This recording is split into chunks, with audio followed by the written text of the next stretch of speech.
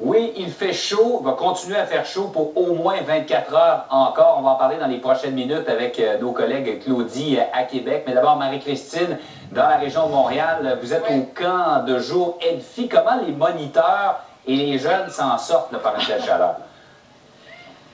Bien là, Jean-François, tu vois, je suis en plein milieu d'une guerre de fusils à eau. C'est de cette façon-là qu'on réussit à se laquelle d'ailleurs je vous soupçonne de vouloir participer activement. Regardez ça, c'est fait. Mais parce qu'il fait tellement chaud, quand Jean-François, je me suis même acheté un petit thermomètre.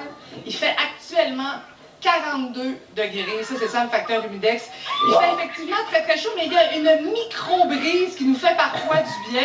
Mais effectivement, c'est très très chaud au moment où l'on se parle et tout ça. Justement, pour en parler, je suis en compagnie de la directrice de ce camp de jour qui va user d'astuces justement pour trouver des solutions parce qu'il fait très chaud, Marie-Lise, aujourd'hui. Alors, d'abord, dans un premier temps, est-ce que vos moniteurs sont formés pour reconnaître les coups de chaleur?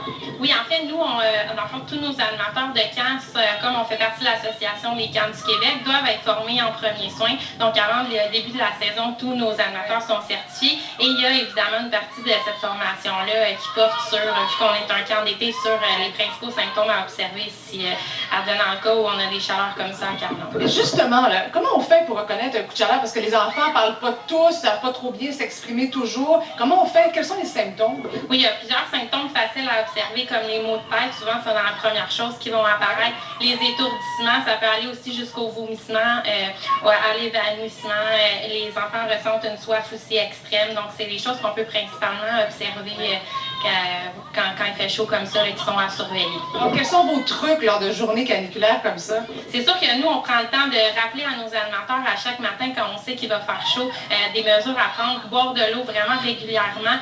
Nous, on est un camp à vocation sportive, donc on fait beaucoup de sport. On essaie d'écourter les périodes, d'ajouter des jeux d'eau dans les différents sports, de jouer plus à l'ombre. Et si on est capable, nous, on a la chance d'avoir des installations climatisées, une piscine olympique, donc de les envoyer le plus souvent possible à l'intérieur, au frais et dans la piscine. Oui, ils sont gâtés. Ils n'ont pas l'air malheureux du tout. Merci beaucoup. Merci. Donc, toi, Jean-François, des enfants qui n'ont pas l'air malheureux du tout, c'est des batailles de jeux d'eau, puis après, bon, ils vont probablement aller à l'intérieur jouer au basket à l'air climatisé. Pour eux, c'est le bonheur total. Ils ne se rendent pas compte, finalement, qu'il y a un danger à rester à la chaleur trop longtemps, mais on leur répète aux enfants de boire de l'eau régulièrement, et ça, ben, c'est la base, c'est pour tout le monde. Il faut bien s'hydrater. Tout à l'heure, je parlais avec quelqu'un de la santé publique qui disait, écoutez, la base, c'est bien s'hydrater, rester à l'ombre si possible, puis profiter de ces belles journées d'été, ma foi. Ça fait du bien de voir ces enfants-là heureux jouer dans l'eau. Ils n'ont pas l'air trop malheureux. En tout cas, on va vous laisser aller vous amuser, Marie-Christine. On vous retrouve tantôt. J'ai tellement le goût d'aller au panier.